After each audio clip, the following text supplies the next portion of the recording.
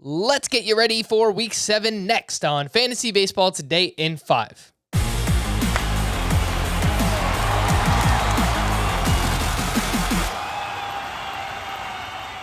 Welcome into FBT in 5. As always, make sure to follow and stream us on Spotify. Today is Friday, May 13th.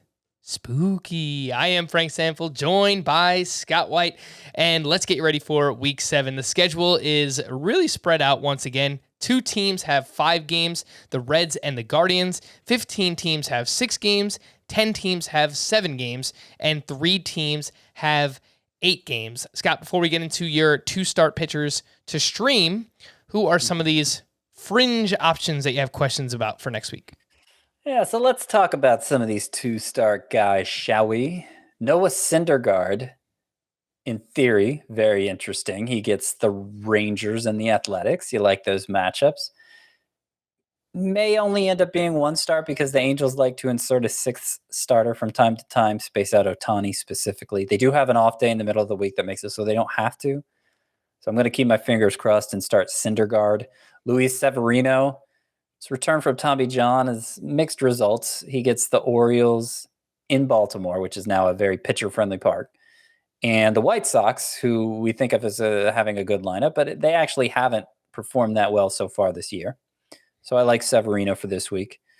Miles Mikolas at the Mets, at the Pirates. I think you continue to roll with him. Tylor Megill versus the Cardinals at the Rockies, and he's coming off a disastrous outing, is Megill. I think it was a fluke, though. I think the underlying skills are still strong, and considering that second matchup is, it's in Coors Field, so that makes it extra scary. But I think in most cases you're going to want to stick with Megill. Tony Gonsolin against the Diamondbacks and at Philadelphia. Is he going to go deep enough for a win? That's a fair question. But with 2 starts, I think you roll him out there. And let's see, who else here?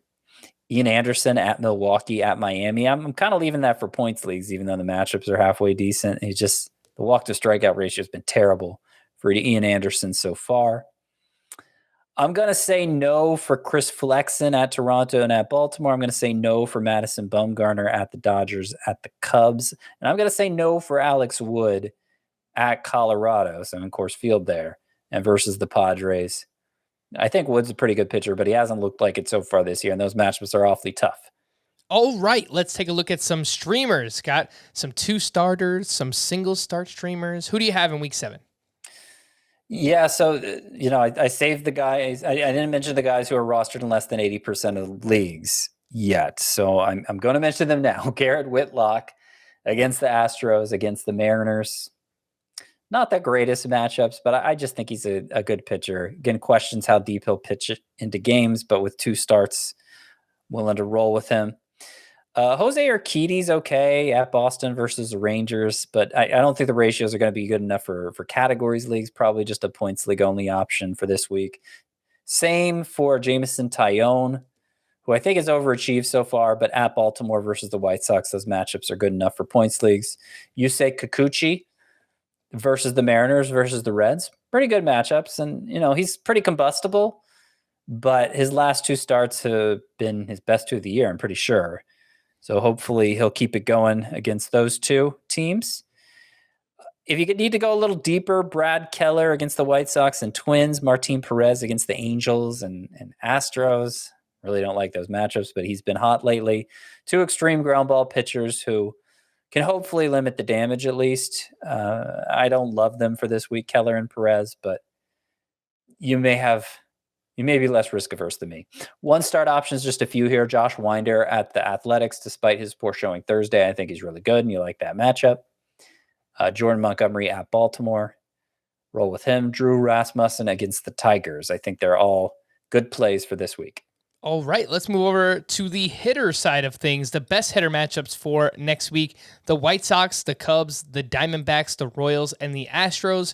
The worst hitter matchups: the Nationals, the Braves, the Padres, the Phillies, and the Tigers. With that being said, Scott, who are some sleeper hitters for week 7? So 2 interesting names here because they've been sidelined by injuries, and I don't like recommending guys with the red cross next to the name, but Andrew Vaughn out with a hand injury, and Manuel Margot out with a hamstring injury. They're both expected back in the lineup Friday. We'll see if it happens. If they return at any point over the weekend, I like them for this week, especially Vaughn, since the White Sox have the best matchups of any team. Hunter Renfroe's been on a home run binge here recently, so I think he's a good start. Juan Yepez has looked great since being called up, so I think you got to get him in the lineup. The Cubs, as you mentioned, have the second best matchup, so I think Ian Happ and Patrick Wisdom are both worth using because of that. Alec Thomas, another recent call-up, this one for the Diamondbacks. He started every game, including against a left-hander, which I mentioned because they have 4 lefties on the schedule in their 8-game week, the Diamondbacks. But when you look at Alec Thomas in the minors, him being a left-handed hitter, you'd think he'd struggle against the lefties. Not so. He actually performed better against them. So I think the matchups are especially favorable for Alec Thomas. And one more name here, Darren Ruff, only 11% rostered. Got off to a really slow start as an everyday player for the Giants. It's been coming around recently. And the Giants open this week at Coors Field for 3 games.